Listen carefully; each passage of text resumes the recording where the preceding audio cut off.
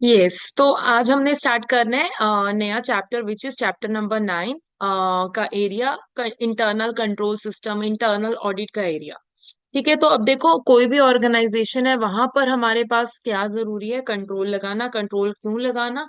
Because हमें पता है कि मैनिपुलेशंस हो सकती हैं, ट्रांजैक्शंस जो है कुछ छूट सकती हैं, कुछ गलत रिकॉर्ड हो सकती हैं। तो उसके लिए हम क्या करते हैं, सिस्टम्स लगाते हैं, कंट्रोल सिस्टम लगाते हैं एंड उसके ऊपर हम चेकिंग करते हैं। सो देखो आज हमने लाइक इस रिवीजन पार्ट में अपन क्या करने वाले हैं, एक तो हमारा इंटरनल कंट्रोल सिस्टम के क्या क्या कंपोनेंट्स हैं, फिर मैं क्लाइंट के सिस्टम को कैसे डॉक्यूमेंट करती हूँ, मेरे इंटरनल कंट्रोल सिस्टम कौन कौन से हैं, ये सारा कुछ अब हम कवर करेंगे। अब पहली बात ये कि मेरे इंटरनल कंट्रोल सिस्टम के कंपोनेंट्स क्या क्या होते हैं। सो ये मेरे मेन कंपोनेंट्स होते हैं मेरे इंटरनल कंट्रोल सिस्टम के, जिसमें हमारे पास क्या आता है, कंट्रोल इन्वायरमेंट। तो कंट्रोल इन्वायरमेंट में क्या था, कौन बताएगा मुझे?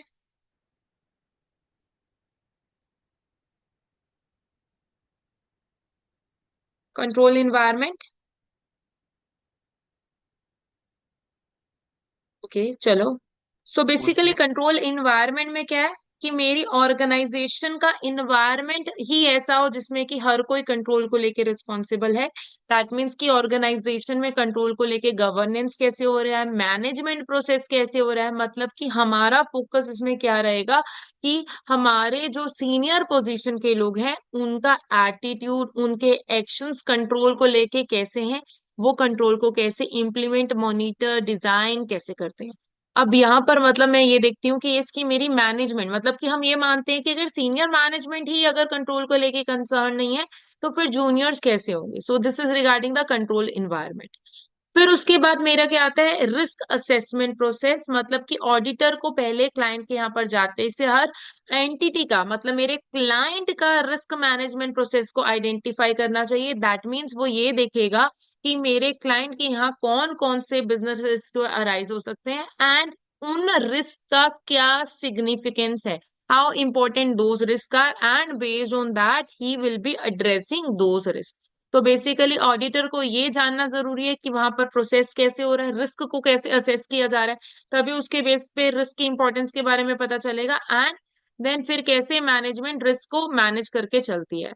नेक्स्ट इज रिगार्डिंग द हमारा इंफॉर्मेशन सिस्टम एंड लाइक हमारा ऑर्गेनाइजेशन, सॉरी, तो ऑर्गेनाइजेशन का इंफॉर्मेशन सिस्टम। तो बेसिकली इंफॉर्मेशन सिस्टम में क्या होता है कि ये इसकी हमारे लाइक फाइनेंशियल स्टेटमेंट की जो भी जितनी भी एक्टिविटीज हैं कंट्रोल के रिगार्डिंगली कैसे उसको रिकॉर्ड किया जाएगा।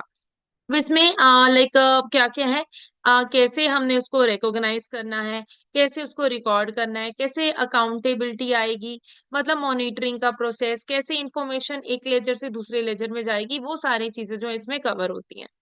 Again next is the control activities. So control activities क्या है कि मेरी ऑर्गेनाइजेशन के रिगार्डिंगली मुझे क्या करना है, क्या नहीं करना, वो सारी एक्टिविटीज कंट्रोल एक्टिविटीज में कवर हो जाती हैं। अब जैसे कि इसमें मैं क्या कर सकती हूँ, लाइक अगर कंट्रोल एक्टिविटीज के रिगार्डिंगली कि मतलब कंट्रोल को चेक करने के लिए कि यस की कंट्रोल के जो पॉलिसीज हैं वो सही से लगी हैं या नहीं, तो मैं देखो इसमें ऑथराइजेशन चेक कर सकती हूँ। अगेन मैं वेरिफिकेशन कर सकती हूँ, लाइक वेरिफिकेशन, लाइक ये देखो कि ये कंप्लीटली रिकॉर्डेड है, एक्यूरेटली रिकॉर्डेड है, यानी असर्शंस चेक करने के लिए बेसिकली।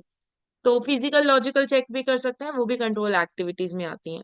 तो बेसिकली कंट्रोल एक्टिविटीज के बेसिस पे कि मैं उस रिस्क को रिड्यूस करने के लिए क्या क्या एक्टिविटीज कर रही हूँ वो कंट्रोल एक्टिविटीज में कवर हो जाएगा। देन फिर उसके बाद मेरा क्या आता है, मॉनिटरिंग ऑफ कंट्रोल, मतलब कि मैं ये चेक कर रही हूँ कि वो जो कंट्रोल है उनको मॉनिटर करना, मॉनिटर में भी चेक करना ही होता है बेसिकली, कि मैं लेवल चेक करती हूँ कि यस कि वो कंट्रोल जो है सही से ऑपरेट कर रहे हैं या नहीं कर रहे, हम मॉनिटरिंग में वो एरिया जो है कवर करते हैं। अब नेक्स्ट मेरे पास एक एरिया आता है डॉक्यूमेंटिंग द क्लाइंट का सिस्टम।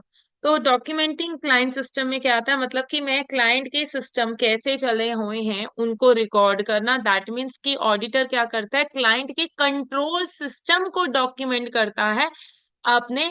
दैट मीन्स कि ये देखने के लिए कि कंट्रोल जो सिस्टम है अच्छे से वर्क कर रहा है या नहीं वर्क कर रहा, उसको लिए देखो before evaluating whether the system is adequately and working effectively और नॉट, मतलब कि सिस्टम अच्छे से काम कर रहा है या नहीं देखने के लिए। तो वो क्या क्या वेज होते हैं जिससे वो करता है? एक होता है नरेटिव नोट्स। नरेटिव नोट्स क्या होते हैं? रिटन डिस्क्रिप्शन, मतलब डिटेल में नोट्स करना सबसे इजीएस्ट भी यही होता है। क्यों? क्योंकि इसमें क्या है कि मैं नोट्स बना के सब कुछ डिटेल में लिख रही हूँ। दूसरा क्या होता है, थोड़ा इजी सा होता है दिखने में विजुअली। ये क्या है? डायग्रामेटिकल रिप्रेजेंटेशन, जिसको हम बोलते हैं फ्लो चार्ट। विजुअली अपीलिंग होता है, सब कुछ विजिबल अच्छा आता है, बट ये इसका कहीं ना कहीं डिसएडवांटेज ये आता है कि इसको मॉडिफाई करने के लिए हमें दोबारा से सारी मेहनत करनी पड़ती है। एंड यस, ये प्रॉपर डिटेल इन्फॉर्मेशन मुझे जो है नहीं बता सकता है। कहीं ना कहीं इसके साथ मुझे रिटर्न में इंफॉर्मेशन चाहिए। फिर आते हैं मेरे पास क्वेश्चनर। क्वेश्चनर क्या होता है कि मेरे लिस्ट ऑफ क्वेश्चंस होते हैं जो कि मेरे क्लाइंट के कंट्रोल सिस्टम के रिगार्डिंगली होते हैं। अब टू टाइप्स ऑफ क्वेश्चनेयर जो है हम यूज कर सकते हैं। एक होता है हमारा इंटरनल कंट्रोल क्वेश्चनेयर, एक होता है मेरा internal control evaluation questionnaire. So basically internal control questionnaire में क्या आता है कि यस की कौन कौन से क्वेश्चन जो है लाइक जैसे कि मैं लिस्ट ऑफ क्वेश्चंस लिख के रखूंगी, एंड वो लिस्ट ऑफ क्वेश्चंस मैं आपसे पूछूंगी कि आपके अकॉर्डिंगली कौन सा कंट्रोल लगा हुआ है, कौन सा नहीं लगा हुआ, ये आप मुझे उसमें लिख के बताओगे। That is list of questions. अब नेक्स्ट मेरे पास क्या आता है? इंटरनल कंट्रोल इवैल्यूएशन क्वेश्चन है। तो बेसिकली क्लाइंट को बोला जाता है कि इसकी कौन कौन से कंट्रोल लगे हुए हैं या नहीं, ये आप रिटर्न में देके दो। दोनों में क्या डिफरेंस होता है? देखो, क्वेश्चनर तो होता है इजी टू मेंटेन होता है, बिकॉज हमारे पास लाइक कि क्लाइंट के सिस्टम स्पेसिफिक हम क्वेश्चन इसके रिगार्डिंग दी। बट इंटरनल कंट्रोल क्वेश्चनर में मैंने आपके सामने कुछ क्वेश्चंस दिए होते हैं, आप कहोगे यस और नो, आप उसमें फिल करोगे। But internal control evaluation questionnaire में क्या होगा कि आप से मैं पूछूंगी कि यस फिल द एरिया, आप बताओ कि इसकी इन में आपने कौन से जो है कंट्रोल लगाए हुए हैं। उसमें फिर आपको खुद से बताना होता है कि आपने कौन से कंट्रोल जो है लगाए हुए हैं। सो ये उसमें डिफरेंस होता है। अब मेरे जो लाइक ऑडिटिंग में जो आपके इंटरनल कंट्रोल लगे होते हैं, है ना, तो दोनों में मतलब कौन कौन से कंट्रोल जो है लगा सकते हो? लाइक ये हमारे ना सिस्टम्स हैं, अगर आप ये ध्यान से देखो, कोई भी ऑर्गेनाइजेशन में ये तरह के सिस्टम होते हैं, मतलब कि बेसिक्स वाले, इसके अलावा और भी हो सकते हैं। तो ये बेसिक्स वाले हैं कि हाँ हमारे पास sale system, purchase system, payroll system, inventory system, ये कुछ बेसिक से सिस्टम है। हम जो कंट्रोल लगाते हैं इन्हीं सिस्टम्स के ऊपर लगाते हैं। अब इन्हीं सिस्टम के ऊपर आप कंट्रोल लगाओगे। अब आप जैसे कि सपोज करो कि मैं एक ही बताऊंगी, एक से आपको आइडिया लग जाएगा। जैसे कि सपोज करो मेरे पास सेल सिस्टम है। तो सेल सिस्टम का प्रोसेस क्या होता है कि बेसिक सी कोई भी ऑर्गेनाइजेशन का, सबसे पहले मैंने आपको सेल करनी है। दैट मीन्स आपने मुझे ऑर्डर दिया होगा, मैंने ऑर्डर रिसीव किया। देन फिर मैंने लाइक आपको गुड्स डिस्पैच की होंगी, गुड्स डिस्पैच आ गया होगा। फिर मैं गुड्स दे रही हूँ, फ्री में तो दूंगी नहीं, मैं इनवॉइस दूंगी, इनवॉइस का प्रोसेस आ गया होगा। फिर उसके बाद इनवॉइस है, पैसे लेने हैं, हम ये मान के चल रहे हैं क्रेडिट पे, चाहे कैश में भी है तो भी पैसे लेने हैं, राइट? तो कैश जो मतलब जो भी वो ट्रांजेक्शन है उसको मैं कहीं ना कहीं बुक्स में रिकॉर्ड करूंगी, वो मैं बुक्स में रिकॉर्ड कर रही हूँ। एंड देन हमारे पास आ जाता है कैश, एंड देन फिर वो एंट्री क्लोज। नॉर्मली यही होता है अकाउंट्स में, है ना? तो मेरा नॉर्मल प्रोसेस ये है। तो बेसिकली अब मेरे पास इसमें डिफरेंट डिफरेंट स्टेजेस हैं, चाहे ऑर्डर रिसीव से लेके, रिकॉर्डिंग से लेके, इनवॉइसिंग से लेके, डिस्पैचिंग से लेके, ये मेरे पास डिफरेंट डिफरेंट स्टेजेस है। तो मेरे जो एक सिस्टम होते हैं ना, वो ये चेक करते हैं, जैसे कि अगर मेरे को ऑर्डरिंग का देखना है, तो मैं सिर्फ और सिर्फ उसी पर्सन को, और जैसे सपोज करो जोमेटो का ऑर्डर आया, आया किसी और नेबर का है और रिकॉर्ड पहुंचा किसी और को दिया, गलत हो जाएगा ना। मतलब कि उसी पर्सन को पहुंचाए जाए जिसका ऑर्डर आए। एंड ये भी नहीं कि अच्छा आपका ऑर्डर ले तो लिया, आप तक पहुंचा नहीं है। सो मतलब कि सारे ऑर्डर जो है प्रोसेस हो जाने चाहिए। सो ये बेसिक सी बातों का हमें ध्यान रखना है कि सारे ऑर्डर जो है रिसीव हो, रिकॉर्ड हो जाएं, सही पर्सन को जो है वो डिलीवर हो जाएं। तो ऐसे मतलब हर एक स्टेज में हमारे जो ये सिस्टम होते हैं वो अपनी स्टेज का काम चेक करते हैं। जैसे कि अगर इनवॉइसिंग स्टेजेस में होती है कि इनवॉइस रिकॉर्ड करना, है ना, तो जो जो गुड्स मैं भेज रही हूँ उसका इनवॉइस रिकॉर्ड हुआ हुआ है। If the invoice is not record then sales would be understated and receivable will also be understated, क्योंकि मेरे को पता ही नहीं चलेगा। एंड अगर उसकी अमाउंट भी नहीं रिकॉर्ड है ये, अच्छा मतलब, तो अगर अमाउंट जो है गलत अमाउंट रिकॉर्ड हुई है, फिर sales transaction should be understated. So ये मुझे फैक्टर्स का ध्यान रखना है कि इसकी अमाउंट प्रॉपरली रिकॉर्ड हो एंड सही पर्सन के नेम पे रिकॉर्ड हो। ये हमारे इन सिस्टम्स का काम होता है। फाइन। ओके। अब देखो ये सेल सिस्टम ही है हमारे पास। Goods are only supplied to the customer who paid promptly and full. All orders are process, orders are dispatch promptly in the full to fulfil the correct customer, all order are dispatch, सारे order जो हमने dispatch कर दी हैं, सारी goods dispatch हुई हैं और invoice हुई हैं, इनवॉइस आर रेज एक्यूरेटली, सारे जो भी इनवॉइस हमने रेज किए हैं वो सही अमाउंट पे लाइक एक्यूरेटली अमाउंट पे रिकॉर्ड किए हैं, and only valid sales are recorded, सिर्फ और सिर्फ वैलिड सेल्स ही हमने रिकॉर्ड की हैं, एंड कोई ओवरड्यू डेट्स है, मतलब कि कोई एक ऐसा डेट है जिसका अभी पैसे हमने लेने हैं, तो लाइक उसको हमने अच्छे से टाइमली बेस पे रिकॉर्ड किया है, जिसका टाइम जैसे सपोज करो कहीं होता है ना जिसका टाइम जाने वाला होता है।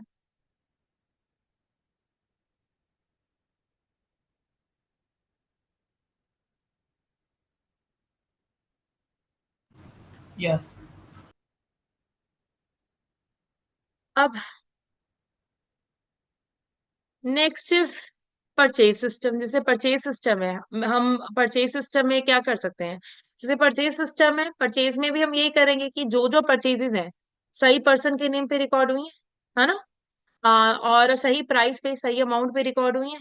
अगेन मैं क्या करूंगी, परचेज सिर्फ और सिर्फ जो है मेरी बिजनेस परचेज ही रिकॉर्ड हुई है, कई बार ऐसी होती है कि मेरी बिजनेस परचेज नहीं होती, लाइक लाइक कि जैसे मेरी पर्सनल यूज की होती हैं, मैं उसको रिकॉर्ड कर दूं। Only goods ordered by the customer are accepted, मतलब कि आपकी जो लाइक कस्टमर ने जो जो गुड्स ऑर्डर किए हैं वही हमने रिकॉर्ड करे हैं। Goods received are recorded promptly, तो जो जो जो हमने गुड्स जो है रिसीव की हैं हम उसको टाइमली बेस पे रिकॉर्ड कर रहे हैं, है ना। Again correct quantity correct amount पे रिकॉर्ड की है। Purchase related to payable are recorded, payable regarded ही परचेज हमने रिकॉर्ड की है। अगेन करेक्ट अकाउंट में रिकॉर्ड की गई हैं, and purchases are recorded to the goods receive, ऐसे नहीं कि मैंने कोई भी परचेजेस रिकॉर्ड कर दी हैं, जो गुड्स रिसीव नहीं की उसकी परचेजेस रिकॉर्ड कर दी हैं।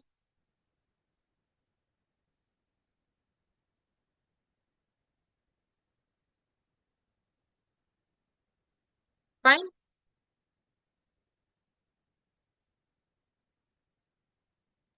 Yes.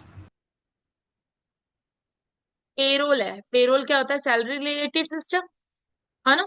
तो पेरोल सिस्टम में क्या करेंगे, एम्प्लॉयज को सिर्फ उसी बात के लिए पे किया जाए जिसके लिए लाइक उन्होंने काम किए, सिर्फ जेन्युइन एम्प्लॉयज को पे किया जाए, एम्प्लॉय को करेक्ट रेट पे किया जाए, है ना, डिडक्शंस वगैरह। और ये बेसिक बातें आप ना अकाउंट्स को ध्यान में रखना जब भी हम ये करेंगे, कि access to standing data is restricted, मतलब कि जैसे कि कोई ऐसा डेटा होता है जो कि हमारे लिए इंपॉर्टेंट होता है वो रिस्ट्रिक्ट रखो, पेमेंट टाइमली बेस पे रिकॉर्ड हो, करेक्ट अमाउंट पे हो, लाइक उसी पीरियड से रिलेट हो जिस पीरियड से रिगार्डिंगली है, एंड अगेन सारे रिकॉर्डेड एक्यूरेटली रिकॉर्डेड हो। तो यही हमारे कुछ बेसिक एरियाज हो सकते हैं। फाइन। हाँ। Hmm. Now exams requirement. So देखो मेरे पास सारी ये चीजें ना मुझे कंसीडर करनी चाहिए, there could be any requirements from these areas. जैसे कि पहले तो आपके पास ना कोई सिस्टम के रिगार्डिंगली कंट्रोल ऑब्जेक्टिव्स आ सकते हैं, बेसिक सा क्वेश्चन कि लाइक कि हमने सेल सिस्टम लगाया उसका क्या ऑब्जेक्टिव हो सकता है, परचेज सिस्टम लगाया उसका क्या ऑब्जेक्टिव हो सकता है, सबसे इजीएस्ट हो गया ये वाला एरिया। जो हमने ऊपर पॉइंट्स पढ़े हैं वैसे टाइप के उसके पॉइंट्स आते हैं। दूसरा एरिया आजकल सबसे ज्यादा वाले ट्रेंडिंग आते हैं, ये दो एरियाज जैसे, और ऐसे वाले एरियाज आते हैं आप टी अकाउंट्स फॉर्म में, मतलब कि टेबल फॉर्म में दिखाते हो। तो आपको बोला जाएगा कंपनी में कौन कौन सी डेफिशिएंसी है, identify and explain deficiency and recommendation, तो आप रिकमेंडेशन यहाँ पर लिखोगे, आइडेंटिफिकेशन एंड एक्सप्लेनेशन आप यहाँ पर करोगे, 1 मार्क इसका 1 मार्क इसका। मेक श्योर दैट आप मार्किंग स्कीम के अकॉर्डिंगली लिख रहे हो, ये नहीं कि बस अच्छा मैंने बता दिया कि ना यहाँ पर ना एक ही पर्सन के हाथ में पावर है, बस इतना एक नहीं लिखना, उसको एक्सप्लेन करते हुए जाना है कि अच्छा अगर एक पर्सन के हाथ में पावर है उसका क्या इम्पैक्ट होगा, एंड फिर उसके रिगार्डिंगली रिकमेंडेशन। तो ये आपने प्रॉपर बताओगे, आइडेंटिफिकेशन किया, उसका इम्पैक्ट बताया, है ना, एंड देन फिर क्या कहते हैं रिकमेंडेशन दिया, प्रॉपर लिखोगे तब जाके 2 मार्क्स मिलेंगे एक एरिया के। देन उसके बाद प्रोवाइड द रिकमेंडेशन, ये इसी से ही लिंक्ड है। देन दूसरा क्या है, आइडेंटिफाई एंड एक्सप्लेन द 5 की कंट्रोल्स, गुड कंट्रोल्स, या फिर the controls on which the auditor में पुट रिलायंस ऑन, ये हमने ये किए हैं, इसके रिगार्डिंग भी बहुत सारे क्वेश्चंस। अब एंड टेस्ट ऑफ कंट्रोल, मतलब कि ये कंट्रोल कौन कौन से कंट्रोल हैं जो ऑर्गेनाइजेशन में प्रिवेल कर रहे हैं, एंड उन्हीं की टेस्टिंग। तो यानी कि कंट्रोल है मतलब कि वो कुछ अच्छा है, तो आपने पॉजिटिव साइड ढूंढनी है, एंड फिर उसकी test of control. Fine. Yes. Okay. अब मार्किंग स्कीम देख लो। आइडेंटिफिकेशन ऑफ डेफिशिएंसीज 0.5 पर मार्क। एक्सप्लेनेशन ऑफ डेफिशिएंसीज, मतलब वही जैसे कि ये डेफिशिएंसीज है एंड रिकमेंडेशन है, आइडेंटिफिकेशन। तो ये प्रॉपर दोनों चीजें यहाँ पर लिखोगे तो जाके 1 मार्क्स, एंड रिकमेंडेशन का 1 मार्क्स। ऐसे ही टेस्ट ऑफ कंट्रोल का 1 marks, and like control and explanation. तो मार्किंग स्कीम का ध्यान रखते हुए जाना है। अब जैसे कि आपने डेफिशिएंसीज के रिगार्डिंगली क्वेश्चन है, तो आपको कैसे पता चलेगा वो डेफिशिएंसीज के रिगार्डिंगली क्वेश्चन है, आपने कैसे अटेम्प्ट करना है। लाइक आपके पास एक एरिया आ सकता है कि वीक सेग्रीगेशन ऑफ ड्यूटी नहीं हुआ हुआ है, then that is relating to deficiency area. Seniority of staff की, लाइक हमारे पास सीनियर मैनेजमेंट जो है वो इन्वॉल्व है ना, तो उसके रिगार्डिंग भी आ सकता है। कोई ऑथराइजेशन नहीं है, रिव्यू लाइक नहीं हो रहा है। मैनुअल और ऑटोमेशन में ऑब्वियसली ये डेफिशिएंसी आ जाती है, मैनुअल में मिस्टेक्स होने के चांसेस कई बार हो जाते हैं।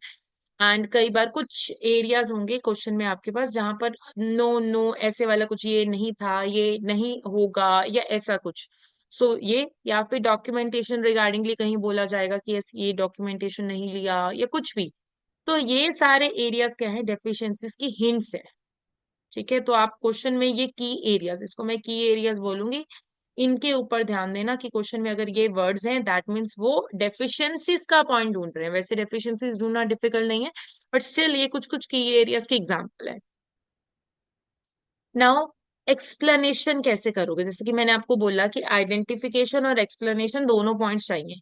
तो एक्सप्लेनेशन कैसे करोगे कि उससे क्या होगा, फ्यूचर की सेल जाएगी, कस्टमर की गुडविल जाएगी, कैश फ्लो की प्रॉब्लम्स आएंगी, कॉस्ट, मतलब कि लाइक एक होता है ना कि कॉस्ट नेगेटिव इम्पैक्ट हो सकता है बिजनेस पे। तो इससे क्या होगा आप साथ साथ वो बताते जाओ। ठीक है, इससे क्या होगा आपने वो बताते हुए जाना है।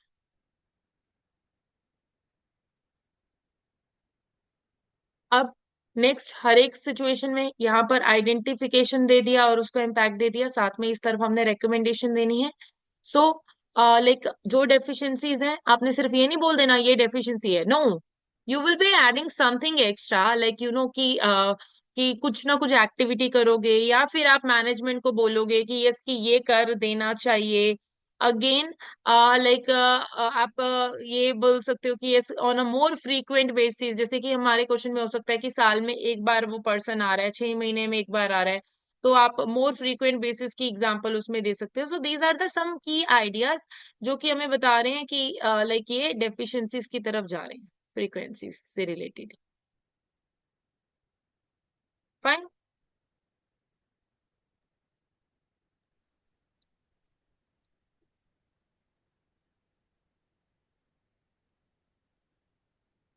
सो बेसिकली आपने सजेशंस देते हुए जाना है जब भी हम रिकमेंडेशंस में जाते हैं। अब दूसरा एरिया हमारे पास क्या आता है, की कंट्रोल्स के रिगार्डिंगली, कि क्वेश्चन हमें बताता है कि कौन कौन से कंट्रोल प्रेजेंट हैं, या like what are the key controls on which the auditor may place reliance on. So basically like that means it's something good, that's why auditor is in a position to rely on that, है ना। तो that means उसमें कुछ ना कुछ अच्छा हो रहा है, तभी ऑडिटर उस पर रिलाई कर पा रहा है। तो यानी कि इस वाले केस में मुझे क्या करना है, कुछ पॉजिटिव ढूंढना है क्वेश्चन में। So the key controls and actions that management has taken to reduce the risk of fraud and error. तो बेसिकली ये क्या है कि मैनेजमेंट ने क्या किया है, कोई कौन से एक्शन ले रही है ताकि ये फ्रॉड और एरर जो है कम हो जाए। अब अगर आपने इस एरिया का प्रॉपर जो है लाइक वो लेना है, बेनिफिट लेना है, तो yes for the full marks मुझे क्या बताना है, रिस्क बताना है, एंड कैसे उसकी डिजाइनिंग हुई है। इससे क्या होगा, this minimise risk to this ensure that. तो आप ये बताओगे जैसे कि अगर कोई एरिया प्रेजेंट है तो उससे क्या बेनिफिट हो सकता है, आप ये बता के चलोगे। अगर कोई भी एरिया है उससे बेनिफिट क्या होगा, आपने ये बताना है ना, कि मतलब कि अगर मैंने सेग्रीगेशन ऑफ ड्यूटीज की है तो उससे क्या होगा। आपने क्या कहते हैं, लाइक अगर लाइक मोर फ्रीक्वेंट बेसिस पे चेक हो रहा है तो उससे क्या होगा। सो आपने ये बताते हुए जाना उससे क्या बेनिफिट्स हो सकते हैं। तो मार्किंग स्कीम क्या है, मुझे की कंट्रोल्स देखने हैं एंड उसका एक्सप्लेनेशन देना है। Now next is test of control. तो टेस्ट ऑफ कंट्रोल में हम क्या करते हैं, मतलब कंट्रोल की टेस्टिंग, कि कंट्रोल अच्छे से है या नहीं।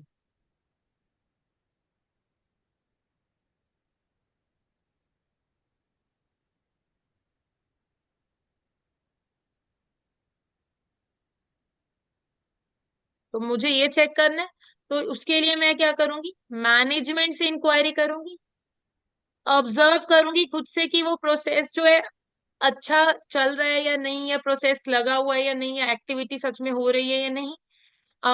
Use test data, dummy data, मैं उस डेटा की टेस्टिंग करूंगी। डॉक्यूमेंटेशंस की टेस्टिंग करूंगी, लेकिन जैसे कि सीनियर पर्सन ने उसमें सिग्नेचर्स किए हैं या नहीं। सो ये हमारे कुछ की एरियाज है जिससे हम जो है सिस्टम की टेस्टिंग जो है कर सकते हैं। फाइन। यस।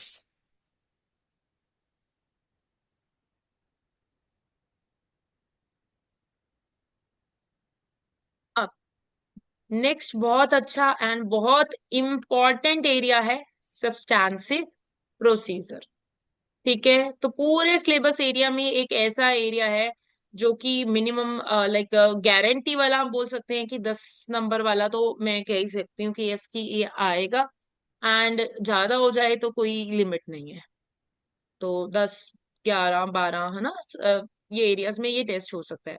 सो एक सब्सटैंसिव प्रोसीजर जो होता है, इसके लिए मैंने आपको की कुछ एरियाज बताए थे कि आपको क्या ध्यान रखना है।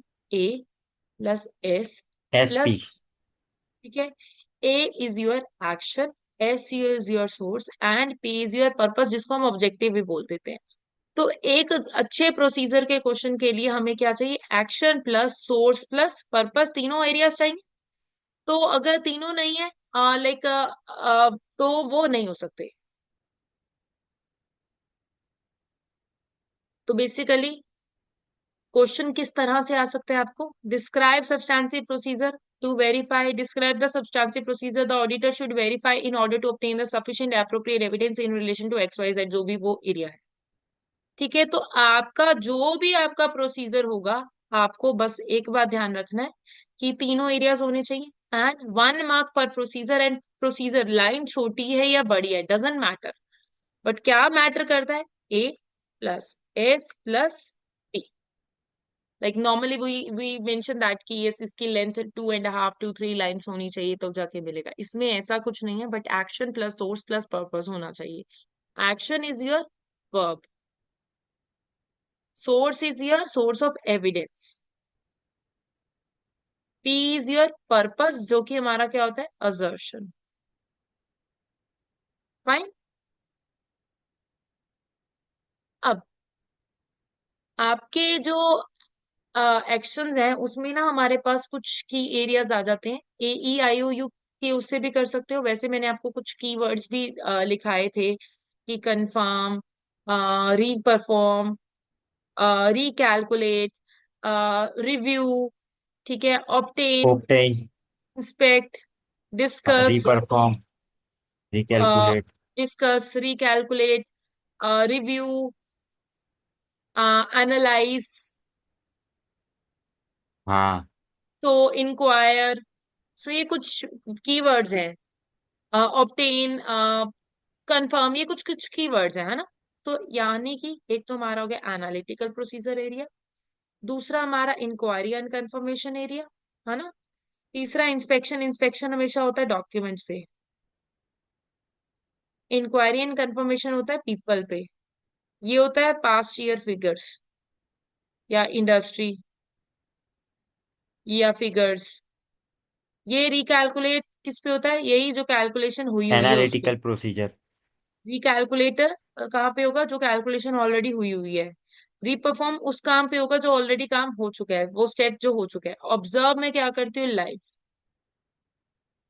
प्रोसेस पे होता है ये, कोई प्रोसेस चल रहा है उस पे लाइव मैंने देखा। अब हम ये क्या करते हैं, action source and purpose, purpose is मेरा असर्शन। असर्शन होता क्या है, the claim of the management regarding the financial statement.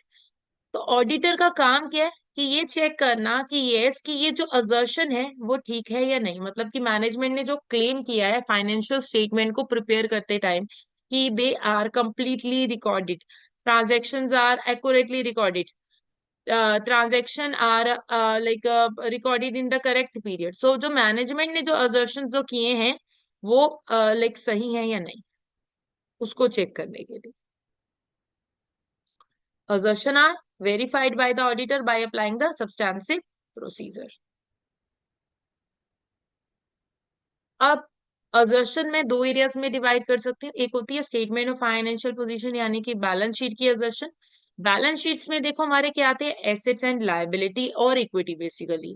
ठीक है, तो ऐसे लायबिलिटी इक्विटी एरिया, तो मुझे क्या देखना है, एग्जिस्टेंस कि उस दिन पे क्या वो एसेट या लायबिलिटी एग्जिस्ट कर रही है। वैल्यूएशन, क्या वो एसेट या लायबिलिटी की वैल्यूएशन सही तरीके से रिकॉर्डेड है, क्या वो कंप्लीटली रिकॉर्डेड है, क्या राइट्स एंड ऑब्लिगेशन ठीक है, मतलब कि उसके रिगार्डिंगली कि जो भी हमारे एसेट्स एंड लायबिलिटीज हैं। सो ये एरियाज क्या आते हैं मेरे, मतलब कि उसके रिगार्डिंगली मेरा राइट्स है, मेरी ऑब्लिगेशन है, तो ये क्या हो गए मेरे बैलेंस शीट की असर्शंस के एरियाज आ गए। नेक्स्ट मेरा P and L, P and L की असर्शन, मैं पी एंड एल में क्या चेक करती हूँ, लाइक कि क्या वो कंप्लीटली रिकॉर्डेड है, क्या वो सच में वो ट्रांजेक्शन सच में हुई थी, जैसे कि प्रॉफिट लाइक सेल हुआ, परचेज हुआ, ठीक है वो सच में हुआ। Then next is cut off, क्या वो सही टाइम पीरियड में रिकॉर्ड है, जैसे कि वो प्रॉफिट है वो उसी पीरियड से रिलेट करता है या नहीं करता।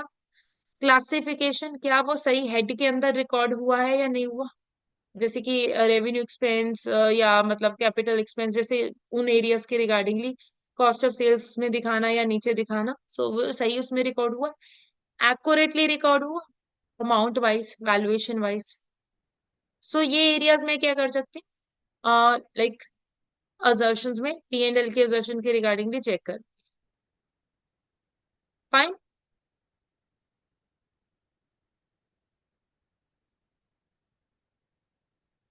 चलो हाँ। आगे। Yes. अब असर्शन था मेरा पर्पस, ये एविडेंस है जो कि मेरा सोर्स ऑफ एविडेंस है, दिस इज माई एस। तो कहाँ कहाँ से मैं एविडेंस कलेक्ट कर सकती हूँ, डायरेक्टर यानी कि ये कोई पीपल ही है, कोई एसिड है उसको खुद से जाके चेक कर सकती हूँ, डायरेक्टर से देखो मैं कंफर्म कर सकती हूँ, डिस्कस कर सकती हूँ, मैनेजमेंट से डिस्कस, है ना। डॉक्यूमेंटेशन को मैं क्या कर सकती हूँ, इंस्पेक्ट कर सकती हूँ, बुक्स एंड रिकॉर्ड्स को इंस्पेक्ट कर सकती हूँ, रिव्यू कर सकती हूँ, एंड थर्ड पार्टी से कंफर्म कर सकती हूँ। फाइन।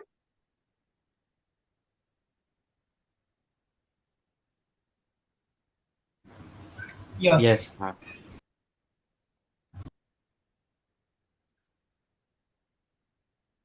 अगर इसमें हम समझे तो हम क्या करते हैं, वी विल अप्लाई AEOU यानी कि action on my source to verify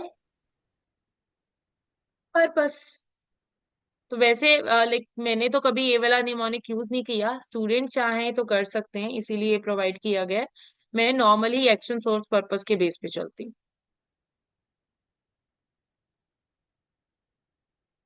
अब आपको लाइक किसी भी एरिया के रिगार्डिंगली आ सकता है, मैंने आपको प्रोसीजर्स की अलग से फाइल शेयर भी की हुई है कि कैसे प्रोसीजर्स की हम लाइक चेकिंग करते हैं। सो एक एरिया हमारे पास क्या आता है, नॉन करंट एसेट का एरिया, नॉन करंट एसेट का area and these are the sources of evidence. मतलब कि ये हर एक उसमें अप्लाई हो सकते हैं, जैसे कि नॉन करंट एसेट है उसके रिगार्डिंगली आप एविडेंस कहाँ से लेके आ सकते हैं, नॉन करंट एसेट के रजिस्टर में से, नॉन करंट एसेट के परचेज इनवॉइस में से, नॉन करंट एसेट का सेल्स इनवॉइस में से अगर मुझे डिस्पोजल देखना है, कैश डिस्पोजल फॉर्म देख सकते हो, बैंक स्टेटमेंट कैश बुक से देख सकते हो, फिजिकली उस एसेट को चेक कर सकते हो, ओनरशिप के डॉक्यूमेंट्स चेक कर सकते हो, again depreciation policy and rates देख सकते हो, कैपिटल एक्सपेंडिचर प्लान्स वगैरह ये देख सकते हो। So these are the some area जिससे कि आप उस एसेट के रिगार्डिंगली एरिया जो है चेक कर सकते हो। फाइन।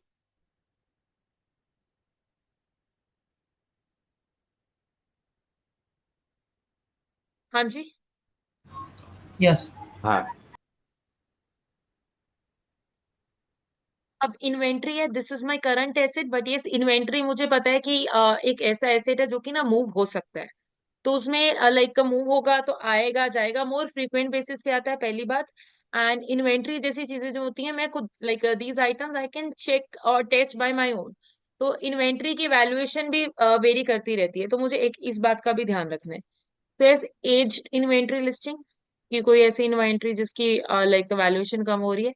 इन्वेंट्री एसेट्स चेक कर सकती हूँ, इन्वेंट्री काउंटिंग शीट्स में देख सकती हूँ, परचेज इनवॉइस में ये देख सकती हूँ, सेल्स इनवॉइस देख सकती हूँ, है ना। तो ये एरियाज में इन्वेंट्री के रिगार्डिंगली बार बार चेक कर सकती हूँ। अगेन नेक्स्ट हम क्या कर सकते हैं, गुड्स डिस्पैच नोट। इन्वेंट्री है तो डिस्पैच भी हुई होगी, इन्वेंट्री है तो परचेज भी हुई होगी, एंड इन्वेंट्री है तो उसमें कुछ कैलकुलेशन भी हुई होंगी। सो मैं ये एरियाज जो है इन्वेंट्री के रिगार्डिंगली जो है चेक कर सकती हूँ। फाइन। यस। अब रिसीवेबल है तो माइंड में बहुत बार बच्चे क्या मिस्टेक करते हैं, रिसीवेबल मतलब कि सेल्स से जोड़ती है।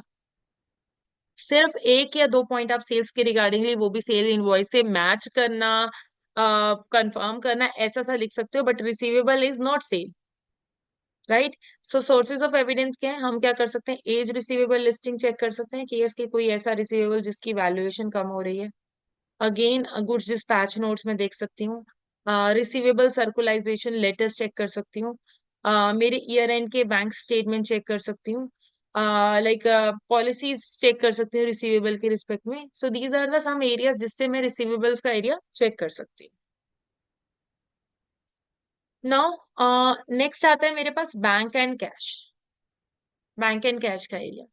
सो बैंक एंड कैश को मैं कैसे चेक कर पाऊंगी, बैंक एंड कैश के regardingly what are my sources of evidence.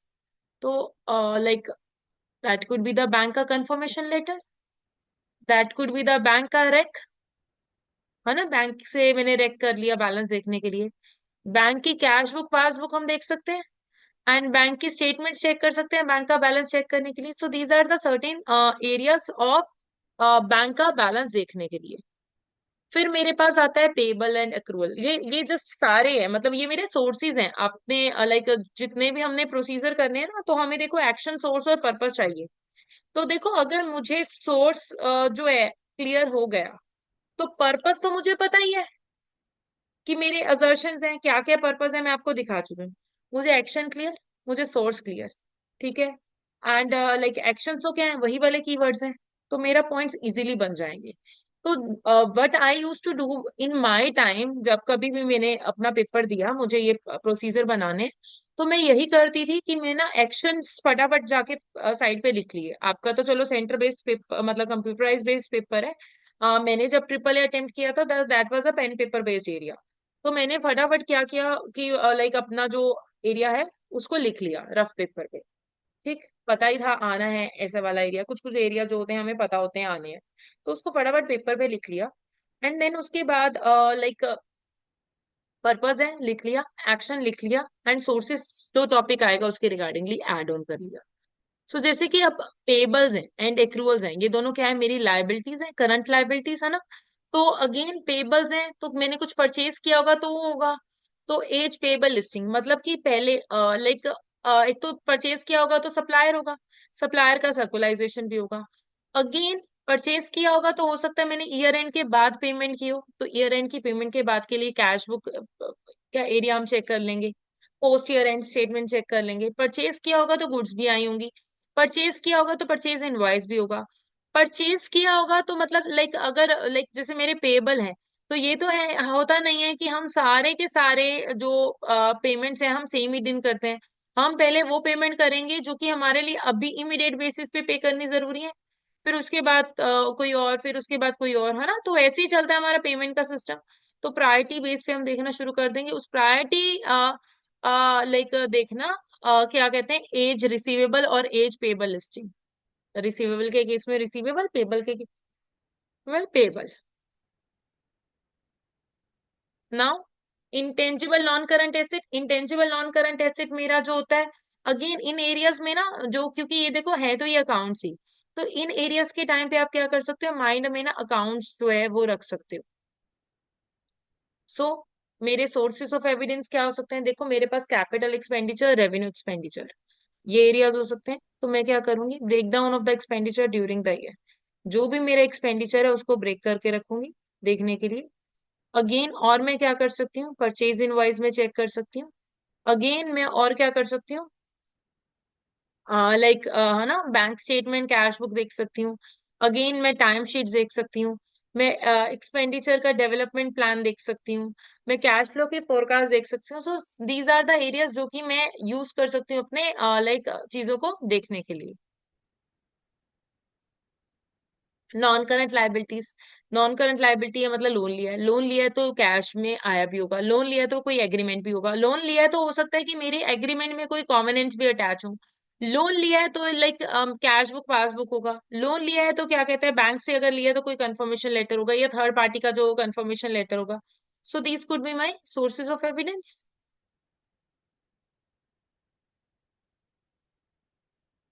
Fine. हाँ।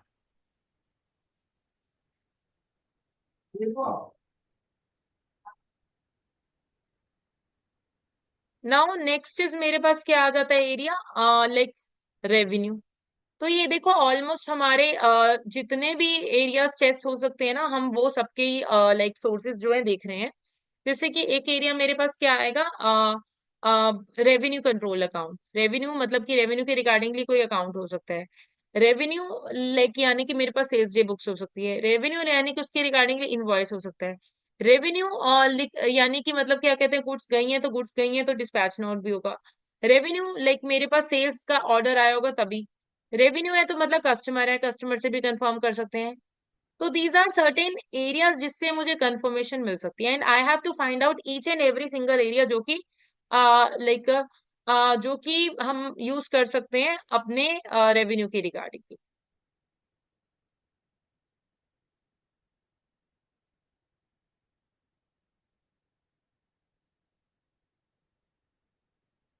Now purchase and other expenses. So sources of evidence हमारे क्या है, परचेज का कंट्रोल अकाउंट हम कर सकते हैं, है ना, परचेज के रिगार्डिंगली, परचेज की बुक्स, परचेज का इनवॉइस, परचेज के contracts and receive notes, purchase order, ये सब एरियाज हम चेक कर सकते हैं। अब मेन बात ये, वैसे हमने रेगुलर क्लासेस में डिटेल में किया था, action plus source plus purpose तीनों होना चाहिए। Why I am doing this, where like or at which source I am doing this, and what is the purpose of doing this, तो ये बातों का मुझे ध्यान रखना है। So yes, how to develop and practice substantive procedure. So idea number one, पहले आप क्या कर सकते हो, उस प्रोसीजर के बारे में सोच सकते हो कि यस कि लाइक कौन सा AEIOU में से क्या, कौन सा एक्शन यहाँ पर सूटेबल रह सकता है। नेक्स्ट आइडिया क्या है कि पहले आप assertions के बारे में सोचो। Yes, that will generate the idea in your mind कि मैं बैलेंस शीट रिलेटेड है या P&L रिलेटेड है, दैट इज मेरा पर्पस। assertions मुझे देखना है कि क्या मैं करना चाहती हूँ, लाइक नेक्स्ट क्या है, सोर्स ऑफ एविडेंस सोचो क्वेश्चन में, राइट, लिंक कर दो। एंड देन लाइक स्टोरी, हमेशा अगर स्टोरी रिलेटेड प्रोसीजर है, make sure that you are linking it with the story. If you are not linking it, आपको प्रॉपर मार्क्स नहीं मिलेगा उसका, जेनरिक नहीं जाओगे उस केस में। Get the clues, hints, ideas from the story itself and think about the relevant accounting treatment and see to verify it। तो उसका अकाउंटिंग ट्रीटमेंट देखो एंड सोचो कि मैं उसको कैसे वेरीफाई कर सकती हूँ।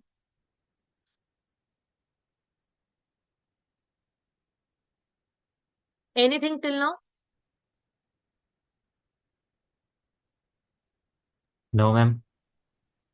ओके, नाउ नेक्स्ट हमारा एविडेंस के रिगार्डिंगली ये हो गया एरिया। अब मुझे ये देखना है कि जब कभी भी मैं being an auditor, see being an auditor I can go and check and perform each and every single step by my own. तो कुछ ऐसे स्टेप्स होते हैं जो कि मुझे दूसरों से कराने पड़ते हैं, कुछ ऐसे प्रोसीजर होते हैं जो कोई और मेरे बिहाफ पे करता है, एविडेंस कोई और कलेक्ट करता है।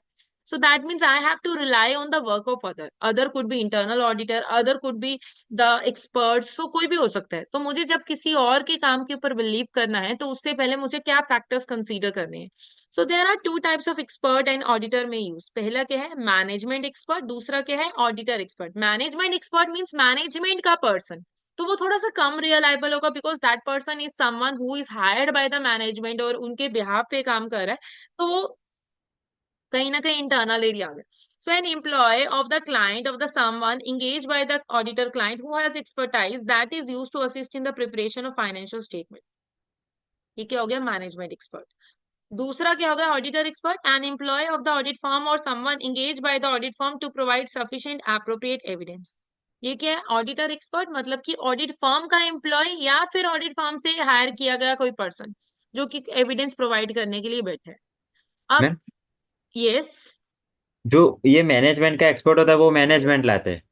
Yes management. जैसे कि मैनेजमेंट ने लाइक क्या कहते हैं, कोई सर्विस ऑर्गेनाइजेशन ली हुई है, आउटसोर्सिंग कराया हुआ है, तो वो मैनेजमेंट ओके. का पर्सन. Okay done.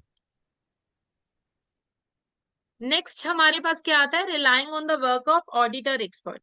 सो अब ऑडिटर लाइक जब कभी ऑडिटर का कोई पर्सन है उसके काम के ऊपर अगर मुझे रिलाई करना है तो मुझे क्या करना पड़ेगा कि लाइक उसकी कॉम्पिटेंस, कि is that person is competent enough to perform for me, उस क्लाइंट का काम करने के लिए. लाइक नेक्स्ट हम क्या करेंगे, उसकी ऑब्जेक्टिविटी, क्या वो पर्सन इंडिपेंडेंट है. क्योंकि अगर वो इंडिपेंडेंट नहीं है तो उसका काम भी इंडिपेंडेंट नहीं होगा, फिर मेरा काम भी इंडिपेंडेंस पे थ्रेटन होगा. एग्रीइंग द वर्क, हम उसके साथ काम के रिगार्डिंगली कैसे डिस्कशन करें कि स्कोप, टाइमिंग, डायरेक्शन, उसका इवैल्यूएशन करेंगे, उसके काम को चेक करेंगे कि यस कि उसने काम किस वे से किया है, लाइक कितने के एविडेंस कलेक्ट किए हैं, सैम्पलिंग किया है, नॉन सैम्पलिंग किया है. सो ये उसके काम को चेक करना. And again reference to the work of expert. मैं उसके काम की रेफरेंस जो है, मतलब मैं वो ले सकती हूँ बट मैं कहीं पे उसको लायबल नहीं बना सकती.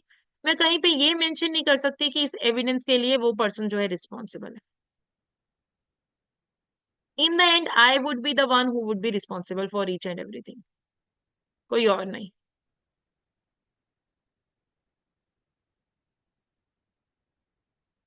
Now relying on the internal auditor. तो जब कभी भी लाइक मैं इंटरनल ऑडिटर कौन है, मैनेजमेंट का ही पर्सन है, राइट. बिकॉज उसको कौन हायर करता है, मैनेजमेंट. सो वो मैनेजमेंट का ही पर्सन है. सो इवेलुएटिंग इंटरनल ऑडिटर फंक्शंस, मैं उसके काम को पहले चेक करूंगी, उसके एरिया को. अगेन उसकी ऑब्जेक्टिविटी, दैट मीन्स उसकी इंडिपेंडेंस एरिया पे मैं चेक करूंगी कि क्या वो पर्सन इंडिपेंडेंट है, वो उसको रिपोर्टिंग किसको दे रहा है, मैं ये देखूंगी. कॉम्पिटेंस कैसे चेक कर सकती हूँ, क्या वो कोई किसी लाइक रेगुलेटरी बॉडी, जैसे कि कोई वो प्रोफेशनल है या फिर कोई नॉर्मल पर्सन है. Again evaluating the internal auditors work, फिर उसके काम को चेक करूंगी कि उसने काम कैसे किया है. Again using the internal audit to provide direct assistance. Direct assistant allowed वैसे तो है ही नहीं, यहाँ पर हमारे पास मेंशन है, बट बहुत सारे एरियाज में ये अलाउड ही नहीं है कि हम उसको डायरेक्टली यूज करें. अगर आप उसका लाइक जहां पर बाय चांस अगर अलाउड है तो आप उसको डायरेक्टली कभी यूज कर सकते हो अगर आपने उनसे कॉन्फिडेंशियलिटी एग्रीमेंट साइन कराया हुआ है एंड वो लाइक माइंड सिर्फ आपका यूज हो रहा है, मतलब ये कुछ कुछ की कंडीशंस जो है वो फुलफिल हो रही हैं, तब आप उनको डायरेक्टली यूज कर सकते हो. अदरवाइज जो है उनको आप डायरेक्ट असिस्टेंस नहीं प्रोवाइड करेंगे, मतलब मैनेजमेंट से कट ऑफ, ये सारी बातें. एंड डॉक्यूमेंटेशन, आप उनके एविडेंस को डॉक्यूमेंट कर सकते हो, यूज कर सकते हो, बट आप कहीं पे ये मेंशन नहीं कर सकते अगेन कि यस कि he is responsible for all this. In the end external auditor would be responsible for each and every activity.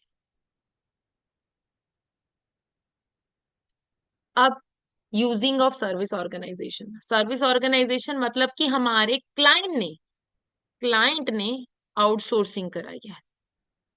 So again इसके एक एग्जांपल लेते हैं.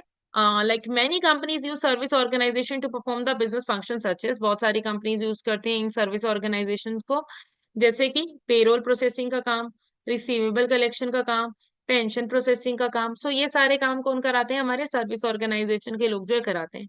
If company uses service organization, audit evidence will need to be obtained from service organisation instead of an addition to the client. तो देखो हमारा जो है, company अगर सर्विस ऑर्गेनाइजेशन यूज कर रही है तो हमें क्या कहिए, एविडेंस चाहिए। नाउ कि लाइक कैसे सर्विस ऑर्गेनाइजेशन से भी, बट हमें एक बात का ध्यान रखना है, कि जो सर्विस ऑर्गेनाइजेशन है उससे मुझे लिमिटेड लेवल ऑफ एविडेंस मिल सकते हैं एज कंपेयर टू मेरा क्लाइंट। तो मुझे उसके एविडेंस की रिलायबिलिटी वगैरह के एरिया को देखना पड़ेगा, because I can't rely 100% on service organization. अब audit consideration related to entity using the service organization. तो जब कभी भी मैं सर्विस ऑर्गेनाइजेशन को यूज कर रही हूँ तो मुझे क्या क्या फैक्टर्स देखने पड़ेंगे। One is regarding the planning the audit, कि जब कभी भी मैं ऑडिट प्लान कर रही हूँ तो कैसे कर रही हूँ। Next is sources of information about the service organisation, कौन कौन से लाइक सोर्सेज से वो इंफॉर्मेशन अराइज हो रही है। Responding to the assessed risk, तो जो जो क्लाइंट स्पेसिफिक रिस्क अराइज हो रहे हैं तो उन रिस्क को हम कैसे रिस्पॉन्ड कर सकते हैं। And impact on the auditors report, कि उन रिस्क का हमारे क्लाइंट की जो भी मतलब रिस्क है, अगर वो एड्रेस नहीं होते हैं, कुछ छूट जाता है क्लाइंट के काम करने के एरिया से, तो मेरी ऑडिट रिपोर्ट पे क्या इम्पैक्ट हो सकता है। ऑडिट रिपोर्ट का इम्पैक्ट हम रिपोर्टिंग चैप्टर में अलग से करेंगे वैसे।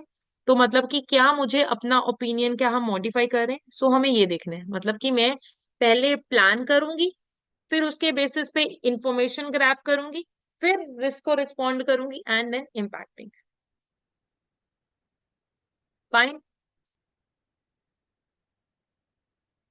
अगेन सर्विस ऑर्गेनाइजेशन जब हम यूज कर रहे हैं तो उसके कुछ बेनिफिट्स भी होते हैं एंड कुछ ड्रॉबैक्स भी होते हैं। देखो बेनिफिट्स क्या है कि सर्विस ऑर्गेनाइजेशन एक प्रोफेशनल ऑर्गेनाइजेशन है, सो वहां पर उस वाले एरिया से मतलब कंट्रोल अच्छे से होंगे, काम अच्छे से किया होगा।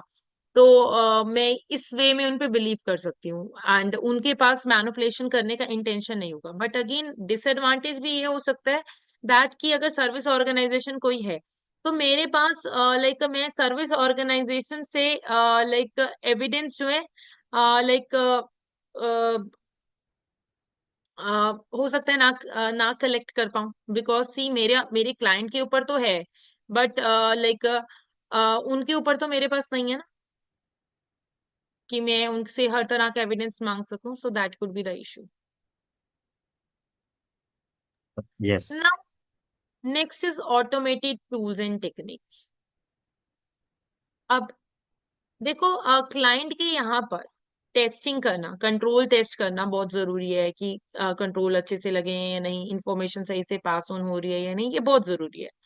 सो अगेन मेरे लिए ये भी बहुत जरूरी है कि मुझे ये चेक करना कि ये इसकी वो जो डेटा है वो करेक्ट आ रहा है या नहीं, वो सॉफ्टवेयर अच्छे से काम कर रहे हैं या नहीं।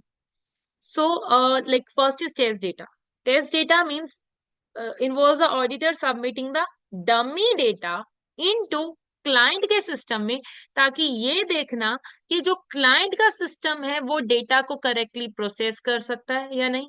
अगर उस डेटा में कोई एरर है तो वो उसको प्रिवेंट कर रहा है, डिटेक्ट कर रहा है, करेक्ट कर रहा है या नहीं। तो बेसिकली टेस्ट डेटा, डेटा की टेस्टिंग करने की, डेटा की प्रोसेसिंग कैसे होके जा रही है मेरे क्लाइंट के सिस्टम में से।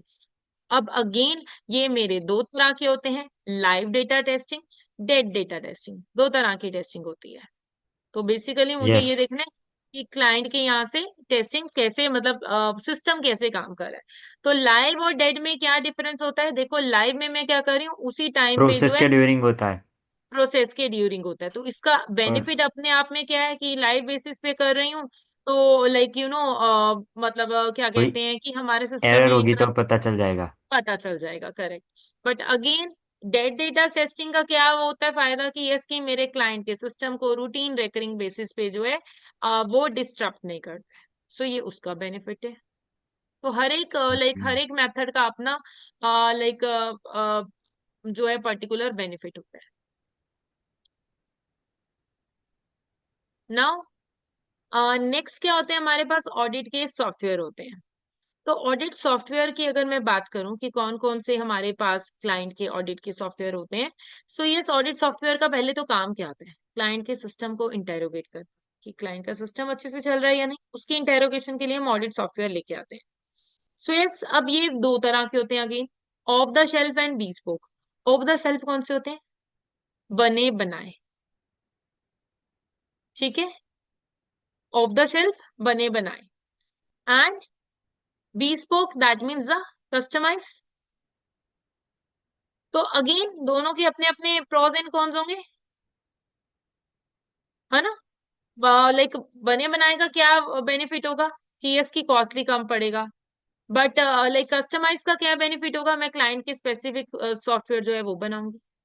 So both of the system would be having their own advantages as well as disadvantages and can scrutinize the large volume of data। तो बेसिकली इन सॉफ्टवेयर से हमें सबसे ज्यादा बेनिफिट क्या होता है कि इन सॉफ्टवेयर की हेल्प से मैं एक ही टाइम पीरियड में मैं बहुत सारी ट्रांजेक्शन जो है चेक कर सकती हूँ, मुझे वेट करने की जरूरत नहीं है। सो this is the biggest advantage of going ahead with this like method। Data. Yes. So specific procedure क्या कर सकते हैं, जो सॉफ्टवेयर होते हैं, ये क्या स्पेसिफिक इनके प्रोसीजर होते हैं। तो लाइक रेशियो कैलकुलेशन, ठीक है, कि कास्टिंग लेजर, लेजर की टोटलिंग बोलते हैं हम इसको, है ना।